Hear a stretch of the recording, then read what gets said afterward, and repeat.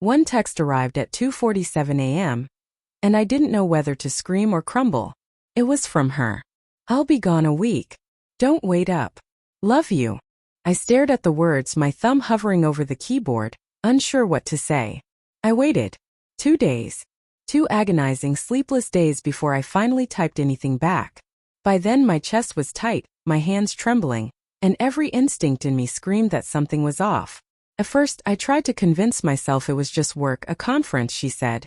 A break she needed. But small things began gnawing at me.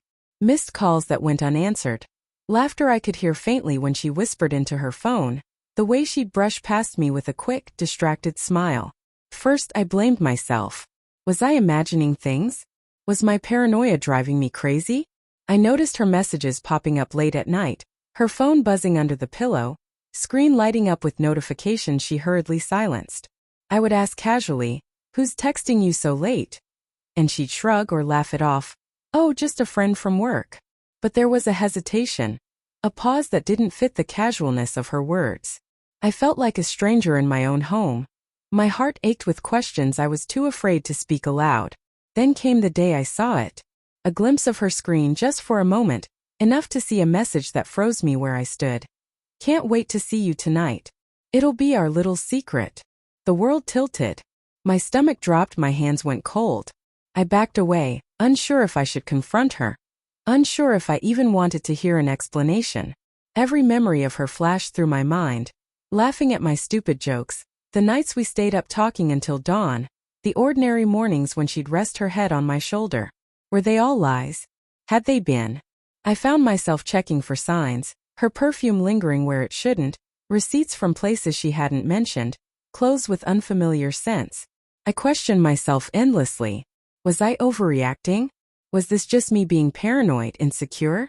But deep down I knew the answer. My gut screamed it. Confrontation was inevitable.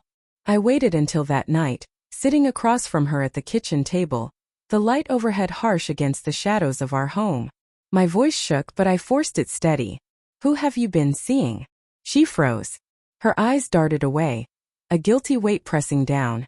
And in that pause, the truth hammered into me. Finally a sigh. I didn't want to hurt you," she whispered. Her voice was soft, trembling. "It just happened." I wanted to throw everything I owned at her, scream until my throat bled. Instead, I felt numb, like someone had drained the blood from my body. Betrayal isn't a scream. It's a slow, suffocating leak. It's realizing the person you trusted most looked you in the eye, while hiding pieces of their heart from you. I asked questions she answered reluctantly, with pauses that felt like shards cutting through the fragile remnants of our life together. She spoke of guilt, of the thrill of someone new, of mistakes she wished she could undo. But the damage was already done. The honesty, when it finally came, was raw and human, but it couldn't undo the nights I slept alone, thinking she was away for work, or the way I had convinced myself I was imagining things. I remember walking out later that night, the hallway light flickering, the cold pressing into my skin, feeling the weight of every lie she had left behind. I loved her, and I still did, in a way that made my chest ache, but love isn't enough when trust is shattered. Days turned into weeks, and I found solace in small routines. Coffee in the morning, a walk in the park, the sound of rain against the window. I learned to feel my own heartbeat again without it twisting in knots. I learned that heartbreak isn't just pain.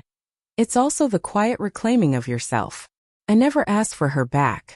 She was sorry, yes, but remorse couldn't rebuild what had been broken.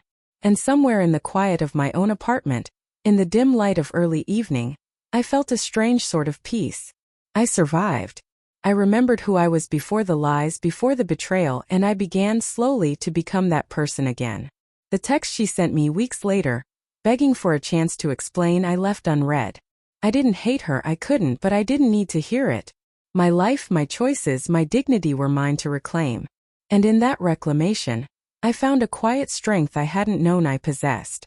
Betrayal had shattered me, but it hadn't destroyed me.